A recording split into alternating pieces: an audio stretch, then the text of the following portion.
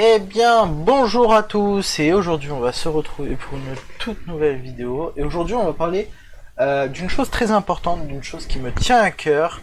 On va parler du cloud, et on va parler surtout de l'urgence de la souveraineté numérique en France.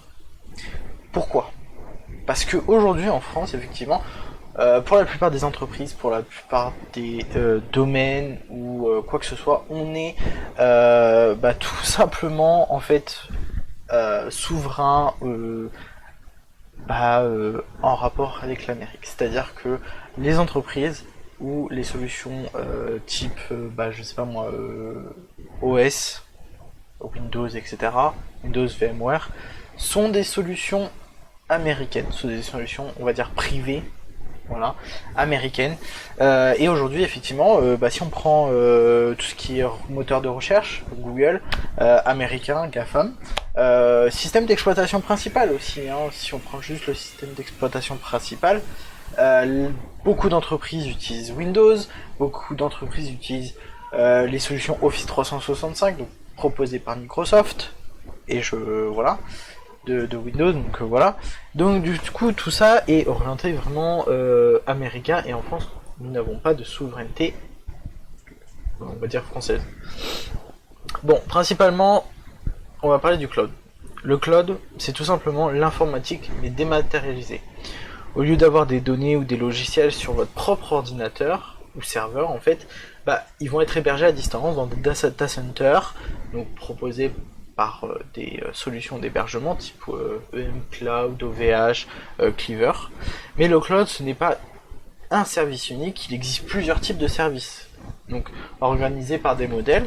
Donc en termes de modèles, par exemple, on a le SaaS, qui s'appelle Software as a Service, c'est le plus connu. C'est là en fait où tu vas utiliser un logiciel via internet sans installer le logiciel en lui-même.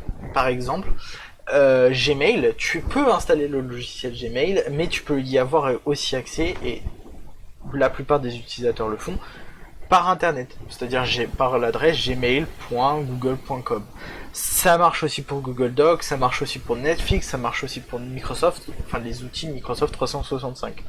Tout est géré par le fournisseur, donc entre autres là, Microsoft et Google, et toi de ton côté tu n'as rien de technique à faire. La deuxième, c'est l'infrastructure as a service, donc l'IaaS. Tu loues tes serveurs, tu loues du stockage, tu loues tes ressources, et dessus tu construis ce que tu as besoin. Donc en fait c'est un peu un VPS, mais tu es plus libre.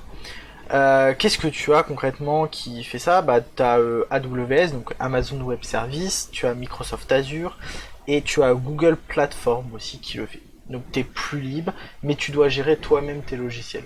Donc c'est un peu ce qu'on fait en termes d'HomeLab, sauf que à la différence c'est que effectivement tu peux faire un HomeLab en cloud, mais du coup ça sera pas tes serveurs, ce sera des serveurs d'une entreprise. La deuxième, c'est la plateforme as a service. C'est entre les deux. Tu loues une plateforme complète pour développer et déployer des applications sans te soucier de l'infrastructure.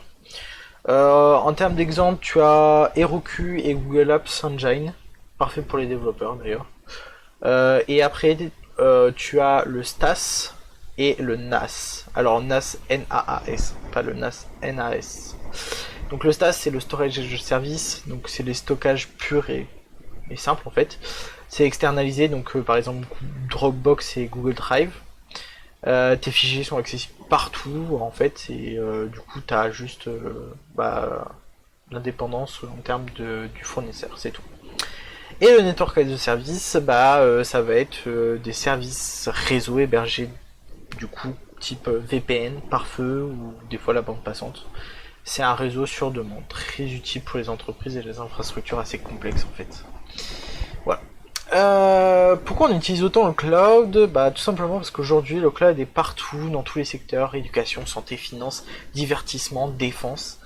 Et pourquoi c'est partout? Parce que effectivement le cloud c'est flexible, donc tu augmentes et réduis tes ressources selon tes besoins. C'est accessible partout, donc tu travailles de n'importe où avec juste une connexion internet, tu peux avoir accès à internet. Donc, alors au moteur de recherche via Google, comme je disais tout à l'heure, par exemple, juste pour voir tes mails, gmail.google.com. En termes d'économie, bah t'as pas besoin d'acheter de serveurs et t'as pas besoin d'acheter des techniciens qui vont maintenir tes propres serveurs. Et en termes d'évolution, bah c'est parfait pour les startups comme pour les multinationales. Voilà. Mais derrière cette souplesse, il y a un gros problème de dépendance parce qu'effectivement on est dépendant en fait comme dans les exemples que je vous ai donnés, aux entreprises américaines. Donc par exemple pour ce que je vous ai donné en termes de software as a service, bah, Gmail, Google Doc, infrastructure as a service, Google Cloud Platform ou Microsoft Azure, plateforme as a service, Google App Engine, SaaS, bah, Google Drive, voilà. Principalement du Google, merci.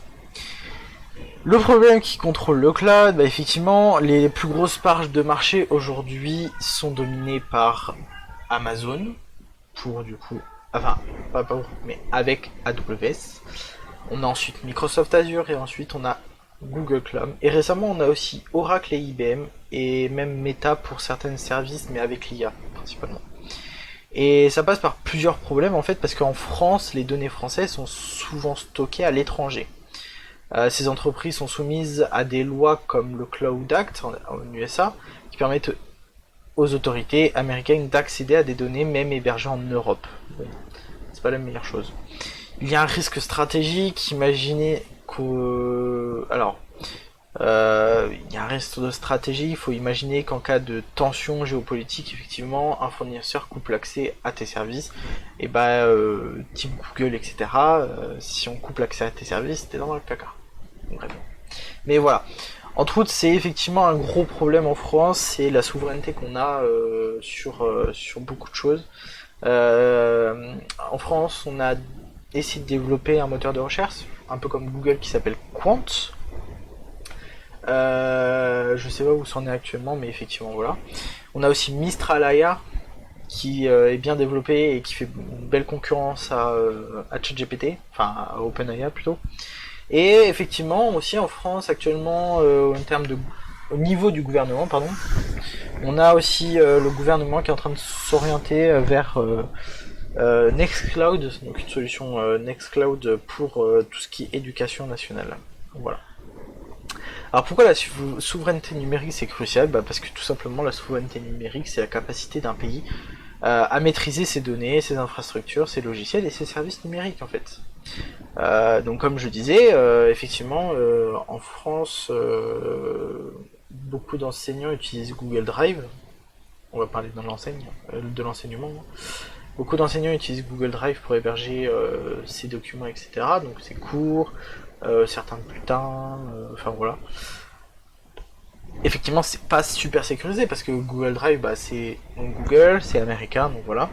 Et alors que si par exemple le gouvernement mettait en place des serveurs pour Nextcloud, certes ça leur coûterait cher, mais certes on aurait une souveraineté là-dessus, donc des données. Alors pas forcément que pour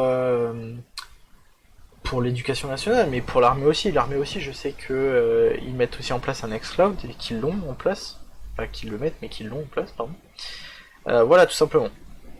Donc ouais, c'est aussi en fait, bah du coup, comme je disais, garder le contrôle sur les données. Protéger la vie privée des citoyens, c'est important. Garantir une indépendance technologique face aux pressions économiques et politiques étrangères, parce que bah effectivement si on se fait couper, on va dire de l'Amérique, entre guillemets, hein, mais effectivement c'est une coupure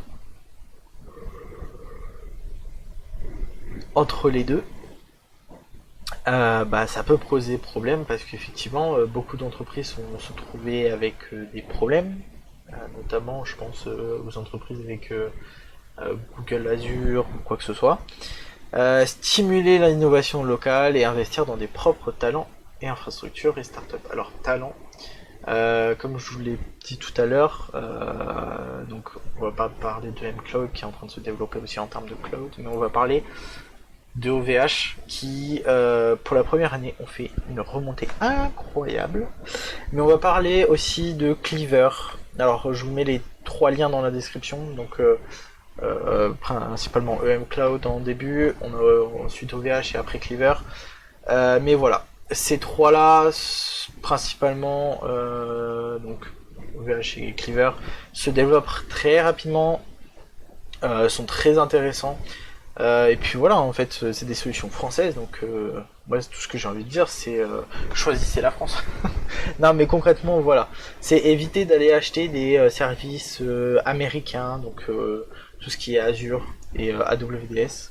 AWS, pardon, pas AWS. Mais voilà.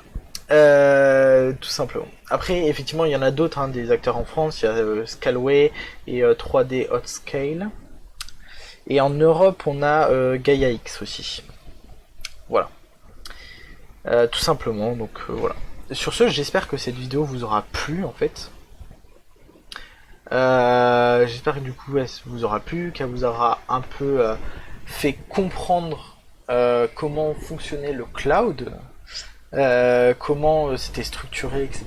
Et pourquoi il faut choisir du coup des entreprises françaises, tout simplement pour garantir, on va dire, une sécurité, une indépendance en France, et arrêter d'aller chercher des solutions en Amérique, tout simplement. Voilà. Sur ce, j'espère que cette vidéo vous aura plu. Moi, je vous dis à la prochaine. Ciao.